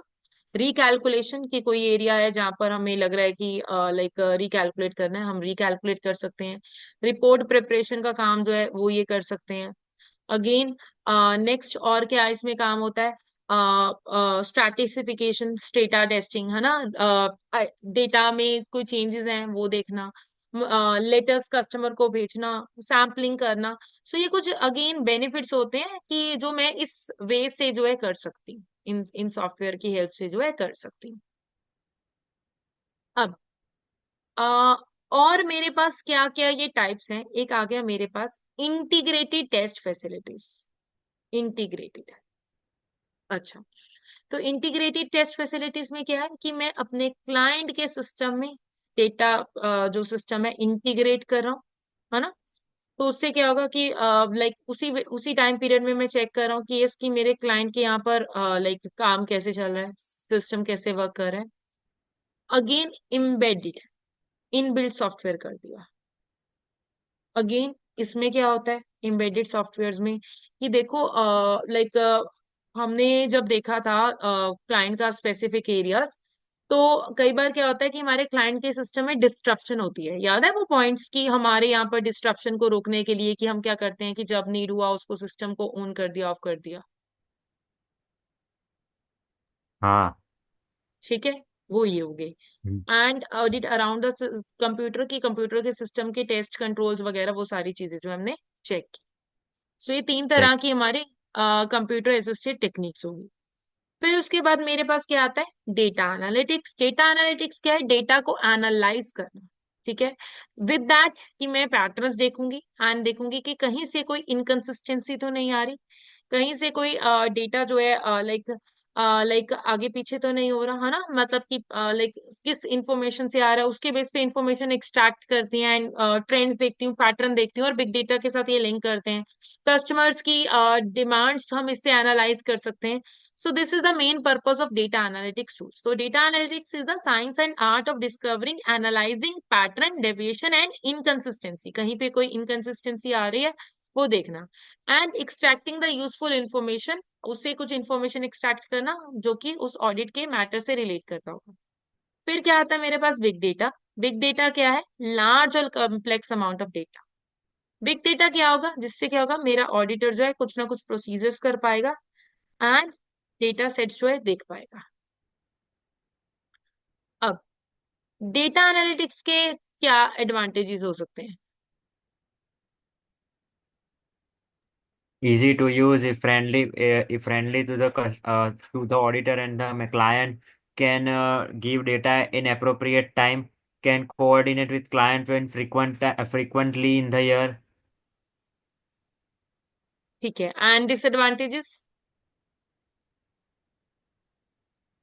It does not when company use the data analytics, that then it does not mean that the auditor's response is not important. So auditor is must for the procedure and all thing. If the volume of data are not in appropriate way, so big data analytics will be become not useful. Over information हम इसको ले लो, है ना, right. Over information, yeah. Good. Now the next area, the most important area, again reporting area. So देखो मेरे पास दो तरह की ऑडिट रिपोर्ट होती हैं, ठीक है। अब उन दो तरह की रिपोर्ट्स में एक रिपोर्ट होगी मेरी मॉडिफाइड रिपोर्ट, एक होगी मेरी अनमॉडिफाइड रिपोर्ट। सो अनमॉडिफाइड रिपोर्ट क्या है कि ऑडिटर रिपोर्ट ये देता है कि फाइनेंशियल स्टेटमेंट सब कुछ ठीक है ना, कुछ भी लाइक उसमें कुछ मिसस्टेटमेंट नहीं है। सो लाइक दिस इज मेरी unmodified audit report. Next is modified audit report. Modified audit report means कि वो अपनी रिपोर्ट में कुछ चेंजेस करें। अनमॉडिफाइड मतलब कि जैसे होनी चाहिए थी, जो उसका मेन स्ट्रक्चर है वो वैसे का वैसे है। मॉडिफाइड ऑडिट रिपोर्ट मतलब कि उसमें मैंने चेंजेस किए हैं। अब अनमॉडिफाइड रिपोर्ट और मॉडिफाइड ऑडिट रिपोर्ट में आगे हमारे पास आ जाते हैं टाइप्स, जिसमें कि मेरे पास मतलब अनमॉडिफाइड तो चलो मतलब सेम की सेम वैसे ही है जैसी होनी चाहिए थी। मॉडिफाइड में मेरे पास टाइप्स आ जाती हैं, लाइक कि मेरा ओपिनियन मॉडिफाई हुआ या नहीं हुआ। एक कि मॉडिफाइड में ओपिनियन मेरा मॉडिफाइड हुआ नहीं हुआ, जिसके अंदर हम क्वालिफाइड एडवर्ड्स और डिस्क्लेमर बोलते हैं। सो पहले तो अनमॉडिफाइड ऑडिट रिपोर्ट देखो कि इसमें क्या है। ये मेरा रिपोर्ट का फॉर्मेट है, ठीक है। दिस इज माय रिपोर्ट का फॉर्मेट। अब इसमें क्या क्या है, टाइटल, मेन हेडिंग, एड्रेसी जिसको हम रिपोर्ट लिख रहे हैं, ऑडिटर्स का opinion, then basis of opinion, किस बेस पे मैं ओपिनियन लिख रही हूँ, क्या मैटर पैराग्राफ, लाइक ओपिनियन में आप ऐसे नहीं लिखोगे ऑडिटर ओपिनियन, जैसे कि क्वालिफाइड ओपिनियन, एडवर्स ओपिनियन, आप ऐसे हेडिंग लिखोगे। एंड देन उसके बाद ये क्या होते हैं मैं इसके बाद एक्सप्लेन करूंगी। फिर बेसिस ऑफ ओपिनियन में बेसिस ऑफ क्वालिफाइड ओपिनियन या बेसिस ऑफ एडवर्स ओपिनियन आप वो लिखोगे। एंड उसके बाद एक आता है मेरे पास कैम मैटर पैराग्राफ। तो कैम मैटर में क्या आता है अभी थोड़ा सा बता देती हूँ। दिस इज स्पेसिफिकली फॉर हमारी लिस्टेड कंपनी, ठीक है। लिस्टेड कंपनीज के लिए ये स्पेसिफिकली होता है। तो बेसिकली इसका मेन पर्पस क्या है कि इसकी जो मेरी ऑडिट रिपोर्ट है उसके रिगार्डिंगली हमारे कुछ की मैटर्स हैं, उसको कम्युनिकेट करना, दैट इज कवर्ड अंडर मेरा कैम पैराग्राफ। तो अब की मैटर्स कौन से मैटर्स होते हैं, ये वो मैटर्स होते हैं जो कि ऑडिटर की प्रोफेशनल नॉलेज के अकॉर्डिंगली बहुत इंपॉर्टेंट मैटर्स होते हैं, ठीक है।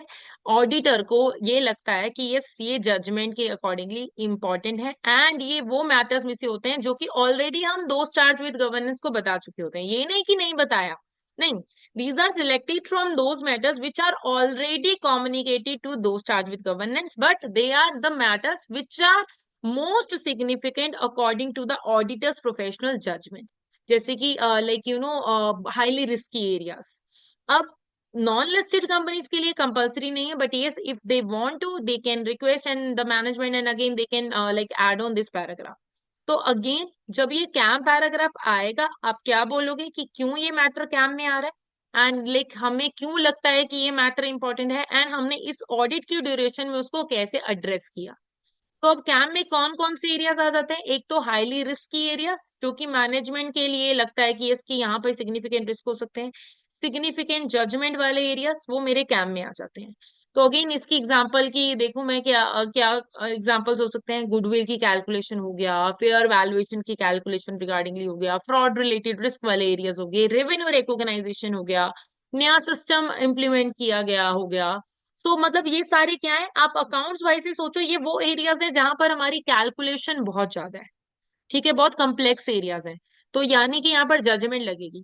These are my matters of KAM. Then उसके बाद फिर मेरे पास अदर इंफॉर्मेशन पैराग्राफ आ जाता है, जो कि मेरी फाइनेंशियल स्टेटमेंट्स के अलावा कोई और अदर इंफॉर्मेशन हो गई, जैसे कि हमारी लाइक चेयरमैन्स की रिपोर्ट है ना। सो वो उस वाले एरियाज को हम कवर कर देते हैं अदर इंफॉर्मेशन में। देन फिर हमारे पास एक पैराग्राफ आता है रिस्पॉन्सिबिलिटी ऑफ मैनेजमेंट एंड दोस्त चार्ज विद गवर्नेंस, जिसमें हम ये लिखते हैं कि हमारी मैनेजमेंट की क्या रिस्पॉन्सिबिलिटी है, दोस्त चार्ज विद गवर्नेंस की क्या रिस्पॉन्सिबिलिटी है, सो दैट कि हमारे ऑडिटिंग में हमारे बीच में कोई क्लैश ना हो, क्लैरिटी रहे। देन फिर उसके बाद रिस्पॉन्सिबिलिटी ऑफ ऑडिटर, कि ऑडिटर की क्या रिस्पॉन्सिबिलिटी है इस ड्यूरेशन में। बहुत बार ये मिसकंसेप्शन होता है that auditor is responsible for fraud, auditor is responsible for like preparing the financial statement. तो उस मिसकंसेप्शन को हटाने के लिए हमारे पास एक ये पैराग्राफ आता है। एंड देन नेक्स्ट क्या है, reporting on the other legal regulatory requirement, अगर बाय एनी चांस कोई लीगल रेगुलेटरी रिक्वायरमेंट्स को लेके हमारी कोई रिस्पॉन्सिबिलिटीज है, हम वो कवर करते हैं। Then sign, date and address, ये सब कुछ हमारा फॉर्मेट में आता है। So again, covering CAM. CAM are those matters which are auditor's professional judgment were or most significant. The purpose of including these matters is to assist the user in understanding the entity. And yes, each of these CAM matters should describe कि क्यों वो matter जो है significant था and हमने उसको कैसे address किया। CAM में मेरे पास क्या क्या आएंगे? Areas of high risk of ROMM, significant judgmental area, significant event and transaction based area. So these are covered under CAM area. अब अदर इंफॉर्मेशन में क्या आती है? चाहे वो फाइनेंशियल इंफॉर्मेशन है, चाहे वो नॉन फाइनेंशियल इंफॉर्मेशन है, other than financial statement and auditor report thereon included in entities annual report. तो ये फाइनेंशियल हो या नॉन फाइनेंशियल इंफॉर्मेशन हो, ठीक है, वो हो, ठीक है, रेफर टू फाइनेंशियल या नॉन फाइनेंशियल जो भी हो सकती है, बट ये वो इंफॉर्मेशन है जो कि मेरी फाइनेंशियल स्टेटमेंट में नहीं है, बिकॉज ऑडिटर फाइनेंशियल स्टेटमेंट के ऊपर तो कमेंट्री ऑलरेडी करता है।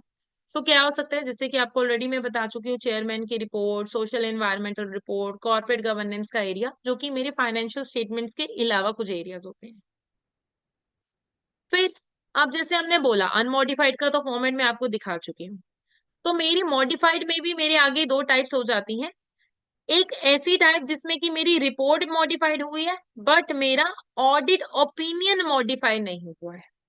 मतलब कि मैं अपना ओपिनियन मॉडिफाई नहीं कर रही, means everything is again okay here.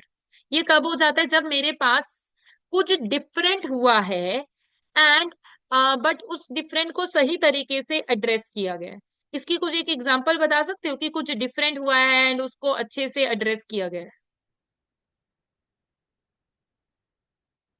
Sorry, क्या बोला आपने?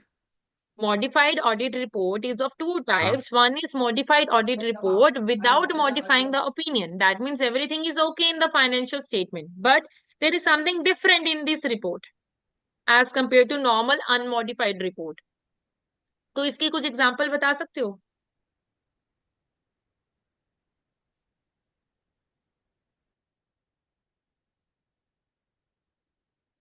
Or revenue and receivable regarding. कुछ मतलब वो क्या क्या है उसमें ऐसा एडिशन होगा? कुछ पॉलिसी है उसके रिगार्डिंग। नो।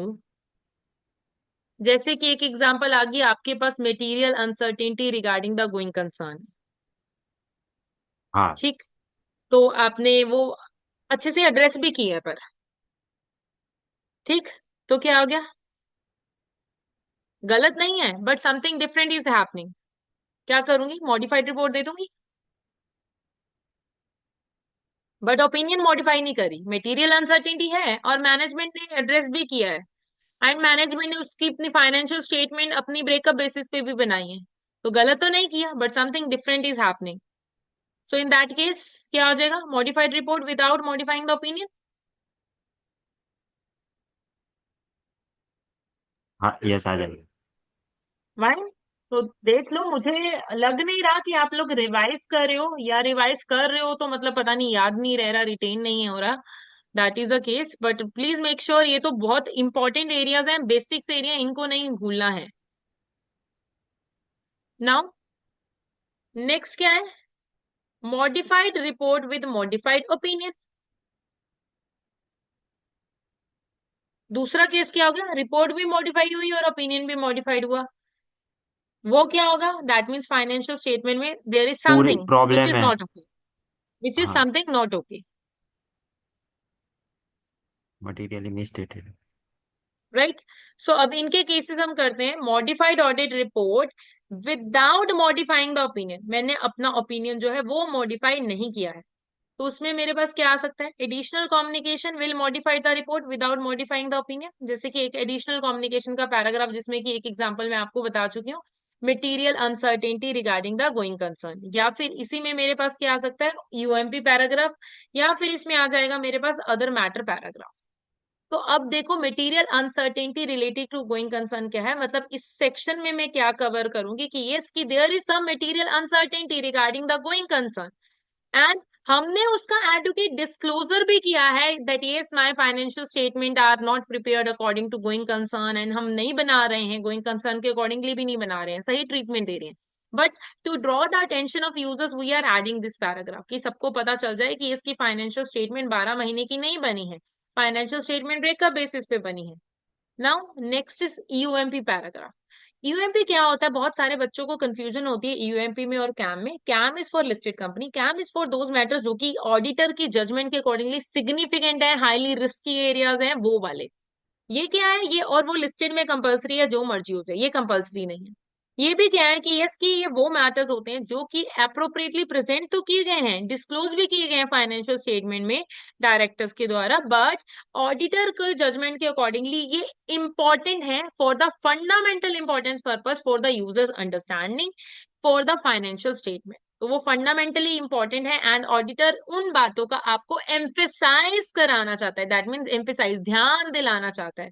जैसे कि अगर सपोज करो कि आपका कोई केस है, उसके रिगार्डिंगली कोई अनसर्टेनिटी है, तो वो उसमें ध्यान दिलाना चाहेगा। अगेन कोई अकाउंटिंग स्टैंडर्ड है, आप उसको अर्ली अप्लाई कर रहे हो, कोई सिग्निफिकेंट इवेंट अकर हुआ, वो क्या होंगे, जहां पर मैं आपका ध्यान दिलाना चाहती हूँ कि दिस इज समथिंग डिफरेंट जो कि हैपन हुआ है, एंड वो आप देख लो। अब या फिर यूएमपी किसी और एरिया में किस बात पे डिस्कस कर सकते हैं, जैसे सपोज करो कि हमारे यहाँ पर गोइंग मटेरियल, कंसर्न। यस वही बता रही हूँ कि हमारे यहाँ पर गोइंग कंसर्न का इशू था। ठीक, हमने material uncertainty relating to going concern बता लिया, और साथ साथ हमारे पास फाइनेंशियल स्टेटमेंट जो है अब गोइंग कंसर्न बेस पे नहीं बनी है, वो ब्रेकअप बेस पे बनी है, that is something different base पे बनी है। तो आप वो यूएमपी पैराग्राफ में ये भी लिख दोगे कि यस कि इस कंपनी की फाइनेंशियल स्टेटमेंट जो है ये ब्रेकअप बेसिस पे बनी है, मतलब डिफरेंट बेस पे बनी है। And yes, कि financial statement have been recalled and reissued, or whether the auditor provides amendment to the audit report, या फिर auditor ने अपनी financial statement में कोई amendment दिया है, हम इसके रिगार्डिंगली ये भी बता के चलेंगे। अब ये तो हो गया ये एरिया। तीसरा एरिया क्या आ गया मेरा, अदर मैटर पैराग्राफ। तो देखो अदर मैटर पैराग्राफ कब आता है, जिसमें जब मेरी ऑडिट रिपोर्ट में अगर हमें लगता है कि इसकी हमारे लिए जरूरी है जो फाइनेंशियल स्टेटमेंट के अलावा के एरियाज हैं उनके बारे में डिस्क्लोजर करना। जैसे कि हमारे पास ऑडिटर की रिस्पॉन्सिबिलिटी का पैराग्राफ हो गया, लाइक या फिर चेयरमैन की उसके रिगार्डिंगली एरिया हो गया। सो बेसिकली जब अब हमें लगता है कि यस कि हम किसी एरियाज के ऊपर स्पेसिफिकली फोकस कराना चाहते हैं, जैसे कि मैं इस पैराग्राफ में ये लिख सकती हूँ कि यस कि ये रिपोर्ट जो है सिर्फ और सिर्फ शेयर होल्डर्स के लिए है, ठीक है। या फिर लाइक कुछ ऐसे एरियाज हैं जो कि मैं और एक्स्ट्रा एडिशनल करना चाहती हूँ कि यस कि कोई अगर ऑडिटर है ना, उसने अगर रिजाइन करना है तो वो उसमें लिख देगा। या फिर कोई ऑडिटिंग की कोई प्लानिंग का एरिया है, वो मैं इसमें लिख रही हूँ कि इसकी हमने इस ऑडिट को किसी डिफरेंट वे में प्लान आउट किया है। सो वो मैं अदर मैटर पैराग्राफ में जो है ऐड ऑन कर।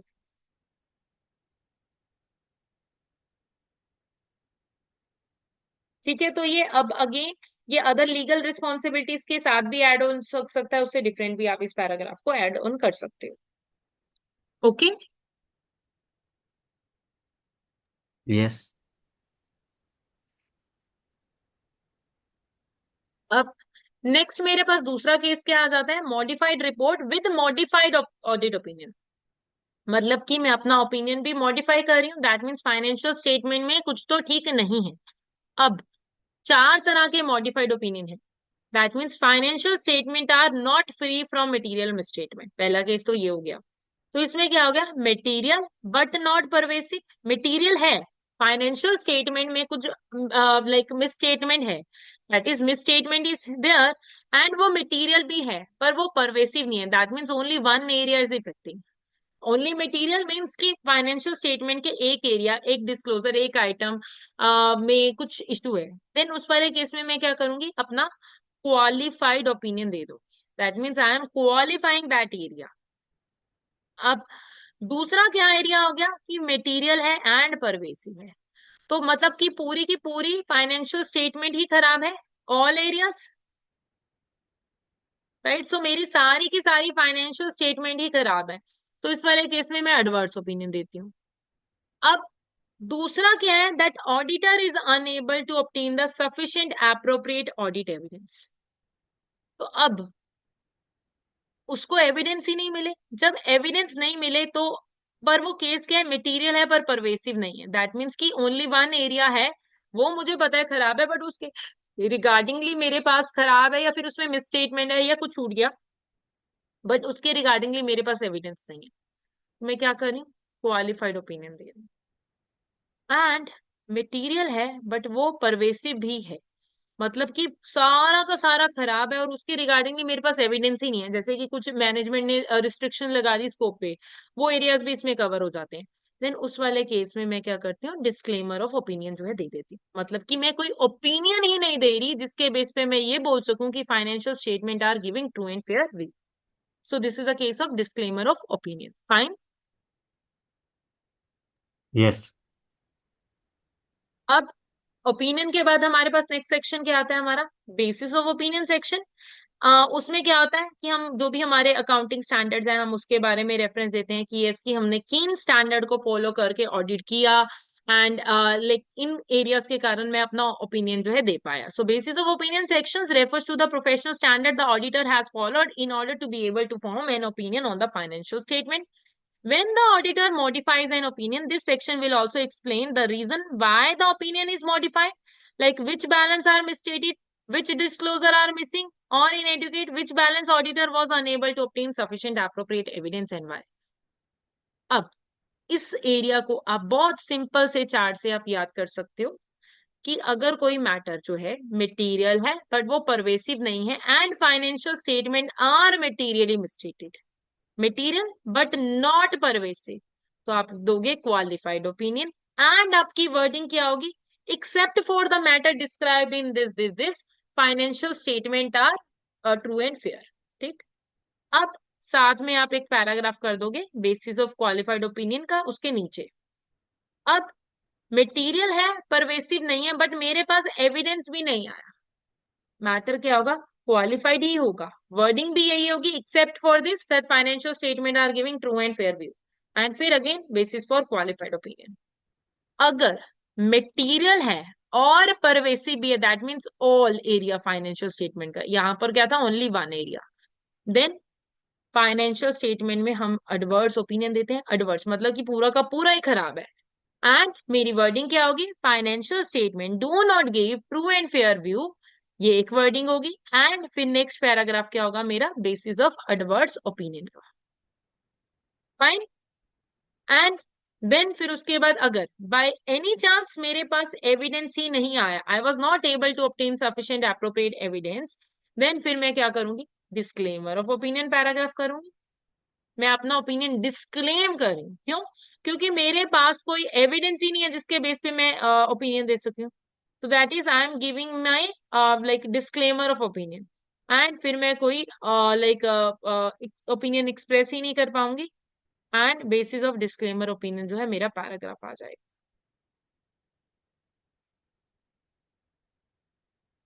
डन। Okay.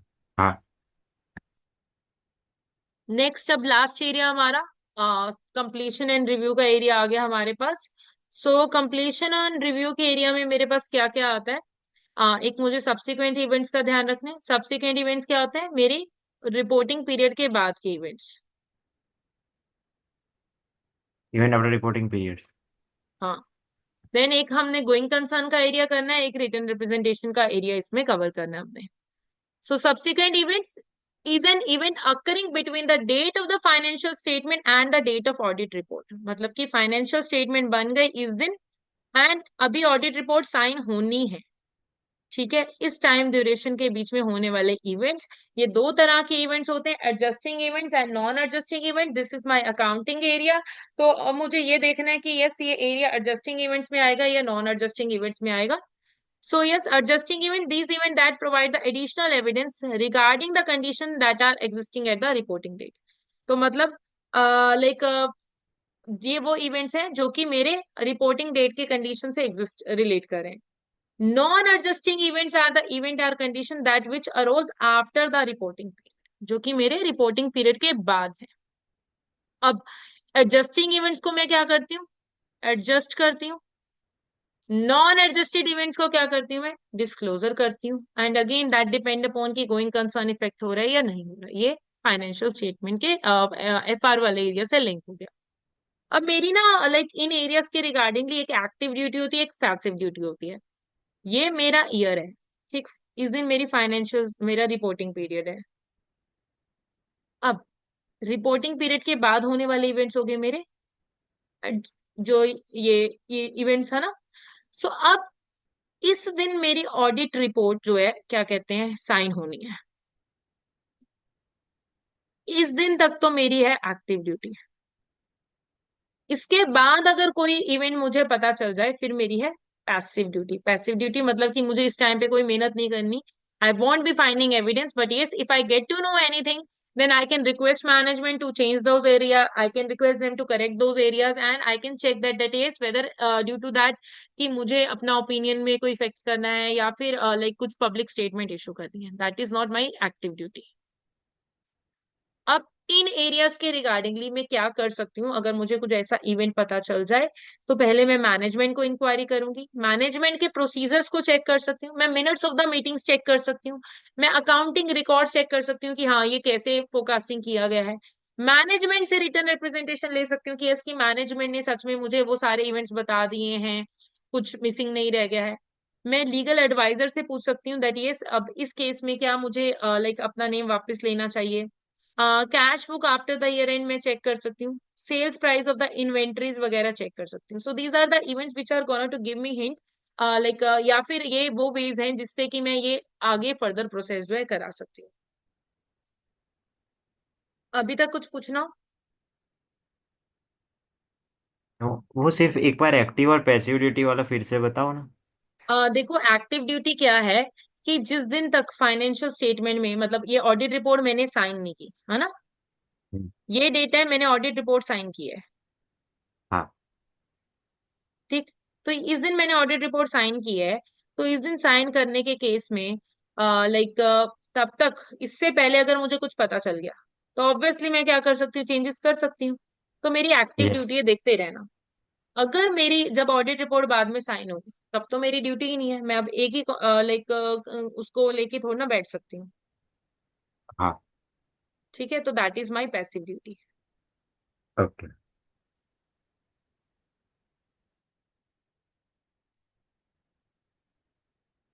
अगेन आपको इसके रिगार्डिंगली क्वेश्चंस कैसे आ सकते हैं, एग्जाम की रिक्वायरमेंट कैसे आएगी कि आपका जो भी वो इशू है क्वेश्चन से पिक करोगे। एडजस्टिंग और नॉन एडजस्टिंग में जो आपका स्टैंडर्ड का रूल है वो आप अप्लाई करोगे। आप मटेरियलिटी लेवल भी चेक करोगे ऑब्वियसली कि 0.5%, 1%, 5% जो प्रॉफिट रेवेन्यू और टोटल एसेट्स की लिमिट्स है। एंड देन उसके बेस पे आप करेक्ट अकाउंटिंग ट्रीटमेंट सजेस्ट करोगे कि इसका करेक्ट ट्रीटमेंट तो ये होना चाहिए। एंड देन अगर वो नहीं हो रहा तो आपका ओपिनियन पे क्या इफेक्ट हो सकता है आप ये बता के चलते हो। नाउ नेक्स्ट आता है हमारा गोइंग कंसर्न। गोइंग कंसर्न बहुत इंपॉर्टेंट एरिया है। सो गोइंग कंसर्न एक अजम्पशन ये है कि यस कि हमारी कंपनी जो है हमारा बिजनेस जो है आगे आने वाले साल तक चलता रहेगा। एटलीस्ट 12 महीने मिनिमम होते हैं हमारे गोइंग कंसर्न के लिए। एंड हमारी फाइनेंशियल स्टेटमेंट जो होती है गोइंग कंसर्न बेसिस पे ही बनती है अनलेस अदरवाइज अगर मेरी मैनेजमेंट का जो है इंटेंशन है कि लिक्विडेट करना, बिजनेस बंद करना, सीजिंग करना, ट्रेडिंग छोड़ना। अब जब ये अजम्पशन हम करते हैं तो लाइक फाइनेंशियल स्टेटमेंट को हम ब्रेकअप बेसिस या लिक्विडेशन बेसिस बोलते हैं, उस बेस पे बनाया जाता है। सो this is how the going concern assumption is being consider. अब हमारी गोइंग कंसर्न को लेके क्या रिस्पॉन्सिबिलिटीज है। तो अगर मैं पहले बात करूं मेरी डायरेक्टर्स की क्या रिस्पॉन्सिबिलिटी है, डायरेक्टर्स की मेरी हमारी फर्स्ट रिस्पॉन्सिबिलिटी हमारी डायरेक्टर्स की या मैनेजमेंट की ही है। So they are having the first responsibility, main responsibility कि इसकी गोइंग कंसर्न हो, फाइनेंशियल स्टेटमेंट गोइंग कंसर्न पे बने हो, अगर गोइंग कंसर्न नहीं है तो क्यों नहीं है उसका असेसमेंट करना, फिर फाइनेंशियल स्टेटमेंट डिफरेंट बेस पे बनाना, ये सारी रिस्पॉन्सिबिलिटी हमारी मैनेजमेंट की। ऑडिटर की गोइंग कंसर्न के रिस्पेक्ट में ये रिस्पॉन्सिबिलिटी है कि ये चेक करना कि मैनेजमेंट ने, अगर मैं नटशेल बोलूं तो मैनेजमेंट ने अपनी रिस्पॉन्सिबिलिटी अच्छे से की या नहीं, मैनेजमेंट ने गोइंग कंसर्न का असेसमेंट किया या नहीं, फाइनेंशियल स्टेटमेंट 12 महीने के हिसाब से बनी है या नहीं, और अगर नहीं बनी तो मैनेजमेंट को बोलना कि वो टाइम पीरियड एक्सटेंड करो, नहीं मान रहे तो क्यों नहीं मान रहे, एंड फिर उसका मेरी ऑडिट रिपोर्ट पे इम्पैक्ट। ये ऑडिटर की रिस्पॉन्सिबिलिटीज है। अब क्वेश्चन में क्या क्या इंडिकेटर्स होंगे regarding the going concern problem कि हो सकता है मेरी करंट लायबिलिटीज ही दिख रही हैं, कोई एसेट्स ही नहीं है, मेरे पास बोरिंग फैसिलिटीज नहीं है मतलब पैसे नहीं आ पा रहे, लोन एग्रीमेंट मेरे डिफॉल्ट हो रहे हैं, दैट मीन्स मैं अपने लोन कवेनेंट्स को ब्रीच कर रही हूँ, टैक्स पेमेंट नहीं कर पा रही हूँ, मेरे एसेट्स एकदम से ही हम सेल कर रहे हैं, है ना। तो अगर एकदम से कोई एसेट सेल करता है दैट मीन्स कि कुछ ऐसा है। अगेन कैश फ्लो नेगेटिव है, लीगल क्लेम है, हमारे स्टाफ जा रहे हैं, मैं स्टाफ्स को भी पेमेंट नहीं कर पा रही, लॉज रेगुलेशन एडवर्सली हो रही है। सो ये कुछ की एरियाज है जो कि हमें हिंट देते हैं कि हमारी कंपनी में गोइंग कंसर्न को लेके इशू है। नाउ अब इस एरिया में हम कुछ प्रोसीजर करेंगे। क्या क्या प्रोसीजर हो सकते हैं, मैं क्या कर सकती हूँ, कैश फ्लो, प्रॉफिट, ये सारे एरियाज को चेक कर सकती हूँ। Analyse and discuss entities latest available interim financial statement, यानी कि मिड ईयर फाइनेंशियल स्टेटमेंट हम चेक कर सकते हैं कि अच्छा साल के बीच तक कैसा इशू था। डिबेंचर्स एंड लोन एग्रीमेंट देख सकती हूँ, अच्छा लोन एग्रीमेंट क्या था, क्या टर्म्स थी, किस किस टाइम पीरियड में पेमेंट जानी थी, कोई सिक्योरिटी अटैच है या नहीं। Minutes of the board meeting देख सकती हूँ कि मीटिंग में कुछ ऐसा डिस्कशन हो रहा है कि लाइक कंपनी वाइंड अप होने वाली है या फिर कंपनी के फाइनेंशियल डिफिकल्टीज है। हमारी कंपनी के लॉयर से डिस्कस कर सकते हैं रिगार्डिंग की कोई केस है, केस के जीतने के अदर पार्टी के कितने चांस है, अगर वो है तो कितना पे करना पड़ सकता है। आफ्टर ईयर एंड के एरियाज को देख सकते हैं कि बाद में कुछ कोई लायबिलिटी अराइज हो रही है। कॉरस्पॉन्डिंग कस्टमर और सप्लायर से ले सकते हैं। एंड रिटर्न रिप्रेजेंटेशन मैनेजमेंट से ले सकती हूँ रिगार्डिंग द गोइंग कंसर्न की एडजस्टमेंट की आपने गोइंग कंसर्न का असेसमेंट किस बेस पे किया है, आपको लगता है कंपनी गोइंग कंसर्न है या नहीं है, वो सब। एंड देन अब डिस्क्लोजर तो हमें करना ही होता है इन एरियाज में कि यस कि हमारी कंपनी की कोई मटेरियल अनसर्टेनिटी है रिगार्डिंग द गोइंग कंसर्न, ये ड्यूटी मैनेजमेंट की यानी कि हमारे डायरेक्टर्स की होती है। एंड अगर कि हमारी कंपनी 12 महीने से कम है, मतलब आने वाला टाइम पीरियड 12 महीने से आप कम का असेसमेंट कर रहे हो, आप 6 महीने का कर रहे हो, आप 8 महीने का कर रहे हो, तो क्यों कर रहे हो, है ना। And why you were unable to do that, and yes कि व्हाट वर द रीजंस ये। एंड आपको ये भी बताना पड़ेगा कि ये financial statement are prepared under breakup basis instead of going concern basis. तो ये आप डिस्क्लोजर नोट्स में ये अलग से देखोगे, लिखोगे कौन, मैनेजमेंट लिखेगा, डायरेक्टर्स लिखेंगे। ओके। ओके। एंड फिर मुझे ये देखना है कि इन सब का हमारी रिपोर्ट पे क्या इम्पैक्ट हो सकता है, गोइंग कंसर्न है या नहीं है, या उसका डिस्क्लोजर किया गया या नहीं किया गया, फाइनेंशियल स्टेटमेंट ब्रेकअप बेस पे बनी या नहीं बनी, एंड क्या मुझे अपना लाइक रिटर्न रिप्रेजेंटेशन लेनी है, क्या करना है।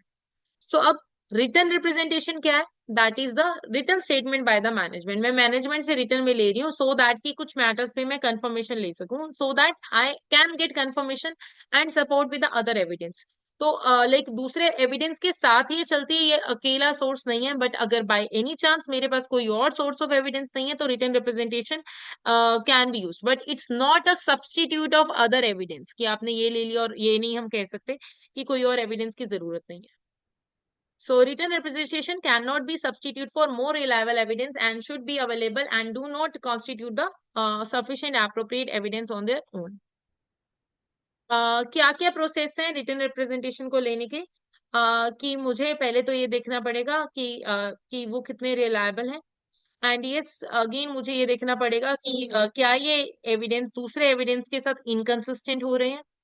अगर मैनेजमेंट ने मना कर दिया तो मैं क्या करूंगी, है ना, उनसे रीजनिंग पूछूंगी कि what are the reason that you are not agreeing to give me written representation, उनका फिर इंटीग्रिटी को चेक करने के लिए, एंड फिर उसके रिगार्डिंगली मेरी ऑडिट रिपोर्ट पे implication.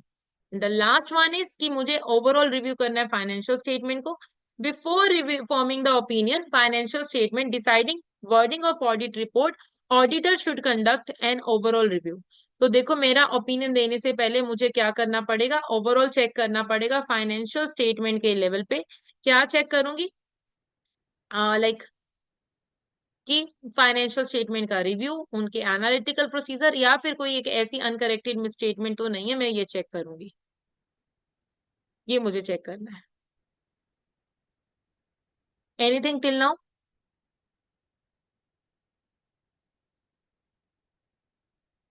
No. No. Okay.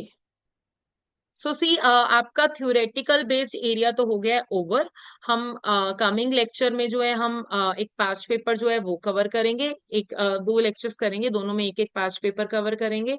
And again एक सेशन में हम जो है एग्जामिनेशन रिपोर्ट जो है डिस्कस करेंगे। एग्जामिनेशन रिपोर्ट में आपके मॉक के बाद डिस्कस करूंगी।